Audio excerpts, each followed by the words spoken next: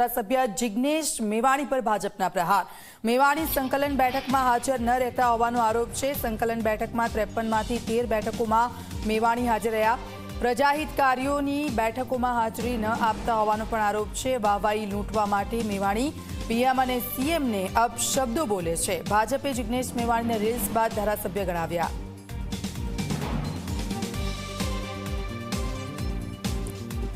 સંકલન બેઠકમાં 53માંથી 13 બેઠકમાં મેવાણી હાજર રહ્યા છે। પ્રજાહિતના કાર્યોની બેઠકોમાં હાજર ન રહેતા હોવાનો પણ આરોપ લગાવ્યો છે। તો જિગ્નેશ મેવાણીને ભાજપે રેલ્સબાજ નેતા ગણાવ્યા છે।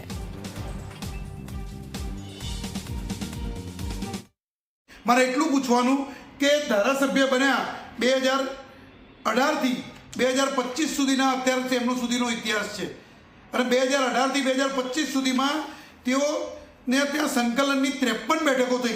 સંકલનની બેઠક એટલે પ્રજાહિતની બેઠકો હોય છે અને પ્રજાહિતના કાર્યો માટેની બેઠકો હોય છે। સંકલનની 53 બેઠકો તેમના જિલ્લામાં થઈ અને 53 બેઠકો પૈકી માત્ર ને માત્ર 13 બેઠકોમાં હાજર રહ્યા છે।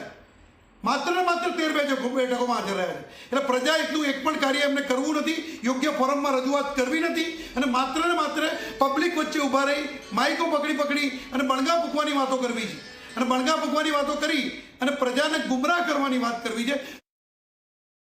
પોતાની સ્વપ્રસિદ્ધિ માટે એલફેલ શબ્દો બોલેવાના, એટલે એલફેલ શબ્દો બોલે એટલે લોકો તાળીઓ પાડે એટલે મજા આવે અને મજા આવે એટલે રીલો બને અને રીલો બને એના માટે રીલ ધારાસભ્ય કહી શકાય અને રીલ ધારાસભ્ય એ માત્ર ને માત્ર વાહવાઈ લૂંટાવે છે, પ્રજાના એક પણ કાર્ય કરતા નથી। તાજુ જે રીતના આક્ષેપો જિગ્નેશ મેવાણી પર થઈ રહ્યા છે, ભાજપ તરફથી પ્રહાર કરવામાં આવ્યો છે। મેવાણી સંકલન બેઠકમાં હાજર ન રહેતા હોવાનો પણ આરોપ છે અને તેને જ લઈને કોંગ્રેસના પ્રવક્તા હિરેન બેંકર અમારી સાથે ફોનલાઈન પર જોડાઈ ગયા છે। હિરેનભાઈ, આપનું સ્વાગત ઝી 24 કલાકમાં। નમસ્કાર મેમ।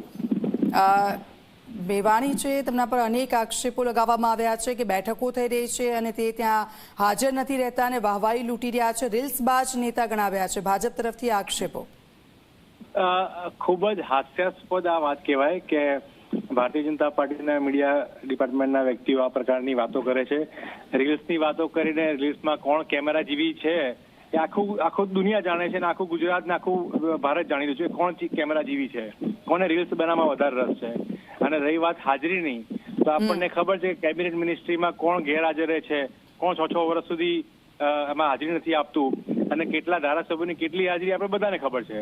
કોણે કયા સવાલો પૂછ્યા છે, કેવા સવાલો પૂછ્યા છે, એ વિકાસલક્ષી પ્રશ્નો છે કે ભાઈ આપણે માત્ર એજન્ડા પૂરા કરવા માટે પ્રશ્નો પૂછ્યા છે, એ સૌ કોઈ જાણે છે।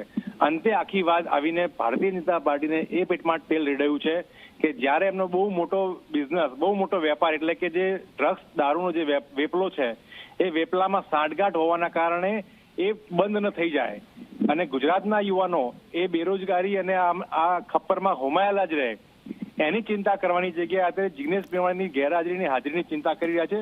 એ ખરેખર ખૂબ હાસ્યાસ્પદ છે। ખરેખર ભારતીય જનતા પાર્ટીના નેતા પ્રવક્તા આગેવાનોએ એ જવાબ આપવો જોઈએ કે ગુજરાતમાં ક્યારે આ ડ્રગ્સ અને દારૂની બદીથી બંધ નીકળશે, ક્યારે આપણે બહાર નીકળીશું।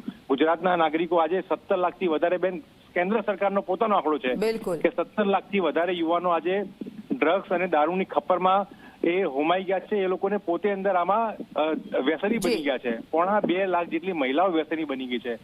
આ બધી વસ્તુની ચિંતા કરવાની જગ્યાએ અત્યારે હાલમાં માત્ર નવરા બેઠા હોય એ પ્રમાણે ગેરહાજરી ને હાજરીની વાતો કરે છે। હું એ પૂછવા માંગુ છું કે 30 વર્ષ સરકાર આપણી ભારતીય જનતા પાર્ટીની છે, મને બતાવો એક જિલ્લો, એક તાલુકો કે ગામ જે દારૂ કે ડ્રગ્સ મુક્ત હોય। બિલકુલ, આપ અમારી સાથે જોડાયા તે બદલ આપનો ખૂબ ખૂબ આભાર। તો ભાજપે જિગ્નેશ મેવાણીને રીલ્સબાજ નેતા ગણાવ્યા છે અને ભાજપે અનેક પ્રહારો કર્યા।